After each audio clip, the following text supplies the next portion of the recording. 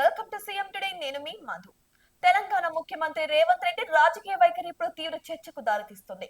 ప్రముఖ మీడియా సంస్థ అయినటువంటి ఆంధ్రజ్యోతి ఎండి ఆర్కే తన కొత్త పలుకు కాలంలో రేవంత్ గురించి సంచలన విషయాలు వెల్లడించారు.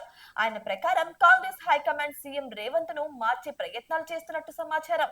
ఇది తెలిసిన తర్వాతే రేవంత్ తీరు మారిందని, ఇకపై స్వతంత్రంగా వ్యవహరించబోతున్నారని కూడా పేర్కొన్నారు. అయితే ఆర్కే వ్యాఖ్యల ప్రకారం హైకమాండ్ రేవంత్ ను నియంత్రించేందుకు ప్రయత్నించగా, ఆయన ఇప్పుడు అధిష్టానం ఆదేశాలకు లోబడి ఉండకుండా తనదైన దారిలో నడవాలని కూడా నిర్ణయించుకున్నట్టు తెలుస్తుంది. ఇకపై హైకమాండ్ ముద్ర ఉన్న కార్యాచరణలో రేవంత్ తన నాయకత్వం చూపించనున్నారు. ఇకపోతే కాంగ్రెస్ హైకమాండ్ రేవంత్ ను పూర్తిగా నియంత్రించలేకపోతున్న నేపథ్యంలో కొందరిని సంప్రదించి సీఎం మార్పుపై అభిప్రాయం తీసుకున్నట్టు సమాచారం.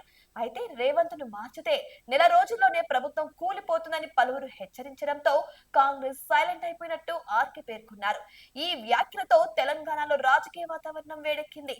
ఇక రేవంత్ సీఎం పదవి కొనసాగుతుందా, లేక కాంగ్రెస్ లో మరో పొలిటికల్ ట్విస్ట్ రాబోతుందా అనేది ఇప్పుడు ఆసక్తికరంగా సాగుతుంది. ఇదిలా ఉంటే ఈ 1 year రేవంత్ రెడ్డి పాలనలోనే ఈ చాలా వ్యతిరేకతనైతే ఎదుర్కొంటున్నారు రేవంత్ రెడ్డి ప్రజల నుంచి. ఇక చూస్తే ప్రజల నుంచి వ్యతిరేకంతో పాటు ఇటు కాంగ్రెస్ అధిష్టానం నుంచి కూడా ఇక్కడ వ్యతిరేకత అయితే కొనసాగుతూనే ఉంది.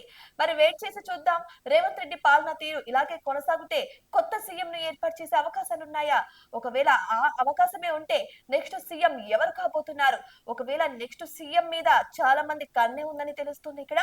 ఒకవేళ సీఎం సీటు ఎవరికి దక్కుతే తెలంగాణ ప్రభుత్వం బాగుపడుతుందంటారు. మరి మీకేమనిపిస్తుంది? ఇక కాంగ్రెస్ ప్రభుత్వం కొనసాగుతేనే బెటర్ అంటారా, లేకపోతే కాంగ్రెస్ ప్రభుత్వం ఉన్నా సరే ఇక్కడ సీఎం మారితేనే బెటర్ అంటారా, లేకపోతే పార్టీని మారితే బెటర్ అంటారా?